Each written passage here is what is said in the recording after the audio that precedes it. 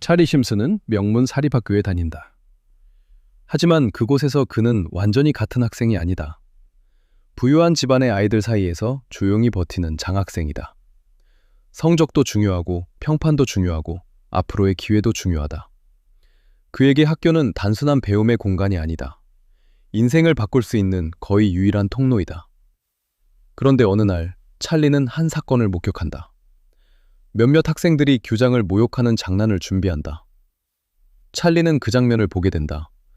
누가 그 자리에 있었는지, 그리고 다음 날 그 장난은 전교생 앞에서 터진다. 교장이 자신의 차를 몰고 학교 안으로 들어온다.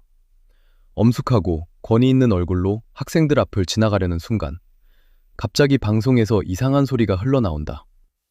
교장이 이사회에 똥꼬를 빨아 차를 얻었다는 말이다. 그리고 그의 고급차 위 커다란 풍선에 그 모습을 희화한 그림이 펼쳐진다. 학생들은 웃고 교장은 그 자리에서 전교생 앞에 공개적으로 모욕을 당한다. 교장의 권위가 모든 학생들 앞에서 웃음거리가 되는 순간이다. 학교는 범인을 찾기 시작한다.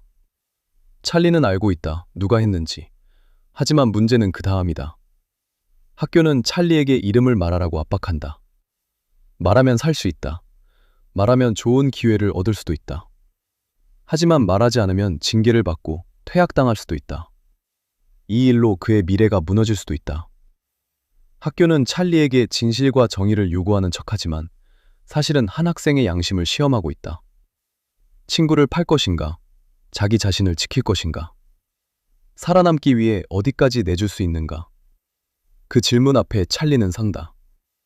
찰리는 두렵다. 그는 부유한 학생도 아니고 뒤를 봐줄 집안도 없다. 한 번의 결정이 그의 미래를 바꿀 수 있다. 그래서 더 어렵다. 가진 것이 많은 사람의 침묵보다 잃을 것이 많은 사람의 침묵이 더 무겁다. 그리고 징계위원회가 열린다. 강당에는 학생들과 교직원들이 모여 있다. 찰리는 그 앞에 선다. 교장은 그를 몰아붙인다. 너는 거짓말을 하고 있다. 너는 은폐자다.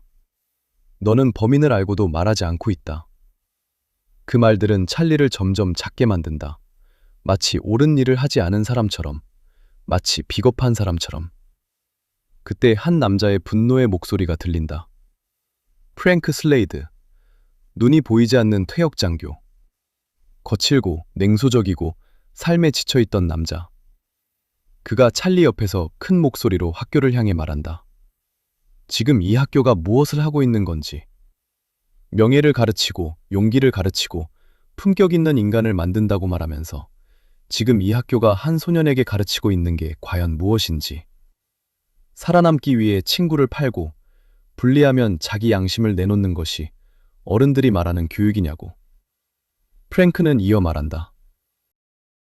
But there is nothing like the sight of an amputated spirit. There is no prosthetic for that.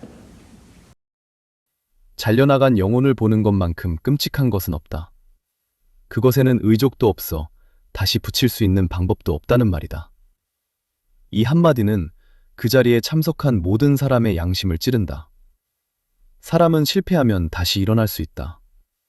시험에 떨어져도, 기회를 놓쳐도, 돈을 잃어도 다시 도전하고 다른 길을 찾고 다시 벌면 된다.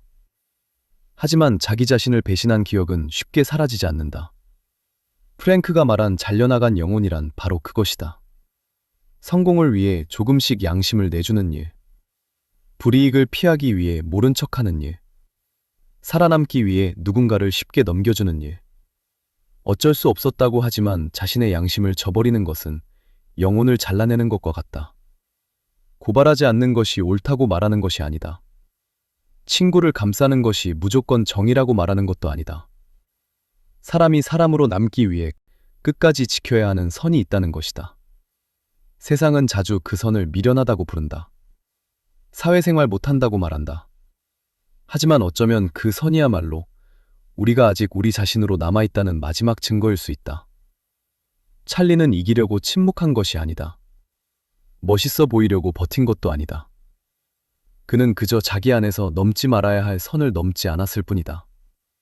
그리고 프랭크는 그것을 알아본다. 세상에 지치고 삶을 포기하려 했던 남자가 오히려 한 소년 안에서 아직 잘리지 않은 영혼을 본 것이다. 그래서 그는 분노한다. 찰리를 위해서만이 아니다. 아직 남아있는 인간의 품위 하나를 지키기 위해 분노하는 것이다. 사람은 실패해서 끝나는 것이 아니다. 자기 자신을 팔았을 때 끝나는 것이다. 찰리에게 진짜 무서운 것은 학교를 떠나는 일이 아니라 자기 양심을 떠나는 일이란 것이다. 그래서 이 장면은 묻는다. 기회를 얻기 위해, 살아남기 위해 우리는 무엇을 내어주고 있는지.